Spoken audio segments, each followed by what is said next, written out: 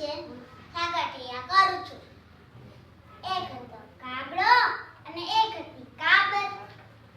બંને જણાની દોસ્તી થઈ. કાબર ભલી અને ભોળી હતી અને કાગડો બહુ પાક્કો હતો.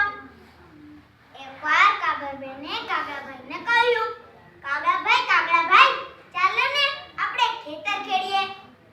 નાના સારા થાય તો આખું વર્ષ ચણવા જવું ન પડે અને નિરાંતે ખાઈએ.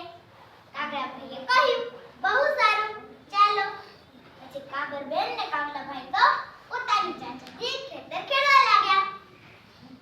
થોડીક વાર થઈ કાગડાભાઈની ચાંચ ભાંગી એટલે ઈ તો ગયા ચાંચ ખાનામાં લુહાર પાસે.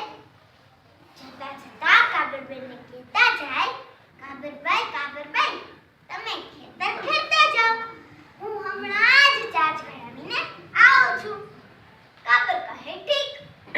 કાબર તો આખું ખેતર ખેડી નાખ્યું, પણ કાગડાભાઈ આવ્યા નહીં. કાગડાભાઈની નાનત ખોટી હતી એટલે ચાંચ તો ઘડાવી, પણ કામ કરવાની આળસે ઝાડ ઉપર બેઠા બેઠા લુહારની સાથે ગપ્પા મારવા લાગ્યા.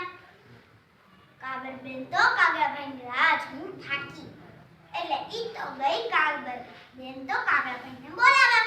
કાબરબેને કહ્યું, કાગડાભાઈ, ચાલો ને, ખેતર તો ખેડાઈ ગયું, હવે આપણે વાવીએ. કાગડાભાઈએ કહ્યું, ઠાગાઠૈયા કરું છું, ચાચુડી ઘડાવું છું, જાઓ કાબરબેન, કાલ સવારે આવું છું. કાબર તો ખેતરે ગઈ અને આખા ખેતરને વાવણી કરી નાખી. કાબરે તો મસ્ત મજાના રૂપાળો બાજરો વાવ્યો. એ થોડા દિવસોમાં તો એવો સુંદર નીકળ્યો હતો કે બસ. એવામાં તો નીંદવાનો વખત આવ્યો. કાબરભાઈ તો ફરીથી કાગડાભાઈને બોલાવા ગયા. કાબરભાઈએ કહ્યું, કાગડાભાઈ, હવે તો ચાલો, હવે નિંદામણનો વખત થયો છે. મોડું નીંદીશું તો પાકને નુકસાન થશે. લુચ્ચા કાગડાએ કહ્યું, ઠાગાઠૈયા કરું છું, ચાચુડી ઘડાવું છું, જાઓ કાબરબેન, કાલ સવારે આવું છું. કાબર તો પાછી ગઈ અને આખા ખેતરને નીંદી નાખ્યું. વળી થોડા દિવસો ગયા એવામાં તો કાપડીનો વખત આવ્યો. કાબરબેન તો ફરીથી કાગડાભાઈને બોલાવા ગયા.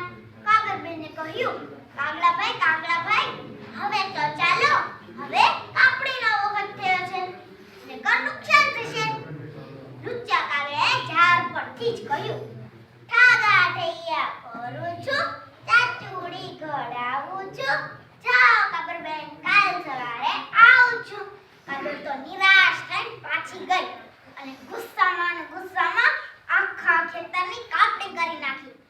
એણે તો બાજરાના ડુંડામાંથી એક કોર નાનો બાજરાનો ઢગલો કર્યો અને બીજી કોર મોટો ભૂસાનો ઢગલો કર્યો. એની ઉપર થોડો બાજરો નાખી દીધો. કાબરબેન તો ફરીથી કાગડાભાઈને બોલાવ્યા. કાબરભાઈએ કહ્યું, કાગડાભાઈ, હવે તો ચાલો, હવે ભાગ પાડવાનો વખત થયો છે. જે ભાગ તમને ગમતો હોય એ ભાગ તમારો. કાગડાભાઈએ કહ્યું. કાગડાભાઈ તો વિચાર્યું કે વગર મહેનતે ભાગ મળશે.